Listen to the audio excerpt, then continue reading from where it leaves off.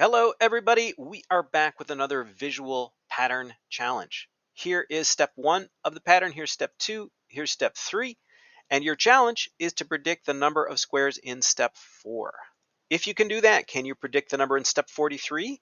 Can you write an equation that could be used to predict the number of squares in any step at all? If you'd like to accept that challenge, pause the video, give it a shot.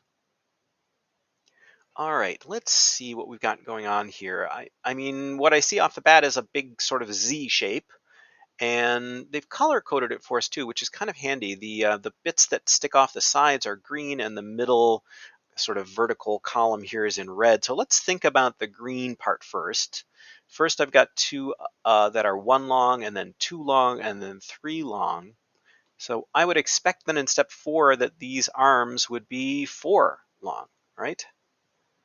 And how about the middle column here? So 3 and then 5 and then 7. It seems to be going up by 2 every time. So 3, 5, 7, I would expect this to be 9 then for step 4.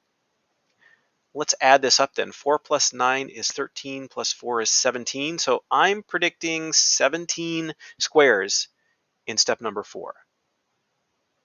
Let's take a minute to analyze these numbers to make sure we're going to get this pattern exactly right. So I'm going to list the step number and the number of squares in a chart here. So in step 1, we've got a total of 5. In step 2, we've got 1, 2, 3, 4, plus 5 more is 9. Okay. And in step 3, we've got 3 and 3 is 6, plus 7 is 13. And in step number 4, we are predicting 17.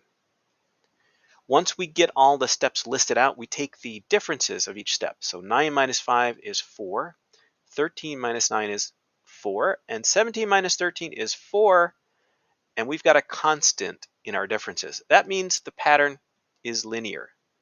And we can use the equation for a line to model it. So y equals mx plus b is going to work for us here.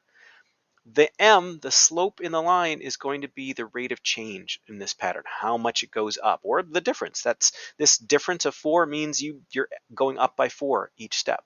So we can write y equals 4x, and the plus b we use to make it fit what's really up there. So this is the rate of growth. How big it is to start with, the plus b is going to adjust for that. So let's try it up here. In this equation, y equals the number of squares, and the x stands for the step number. So we would have y equals 4 times 1 in for x, and that equals 4. But we have 5. So it looks like we're 1 short. So I would just add 1 and put that plus 1 in our equation. So b in this case is 1. We want to double check, make sure that works with the other steps. So y equals 4 times step 2 plus 1. And does that work out? So 4 times 2 is 8 plus 1 is 9. Yeah, that's how many we had in step 2. How about step 3? Y equals 4 times 3 plus 1. 4 times 3 is 12 plus 1 is 13. Yes, that works with step 3 too. So I think we can be confident in this equation. Y equals 4x plus 1. Once we've got that, it's pretty easy to figure out the number in step 43. We just plug 43 in for x. That's the step number. So y equals 4 times 43 plus 1. And 4 times 40 is 160. And 4 times 3 is 12. So that's 172 plus 1, or 173 squares in step 43. Did you get that? Did you get 173? Did you get 17 for step 4? Let me know. Thanks, everybody.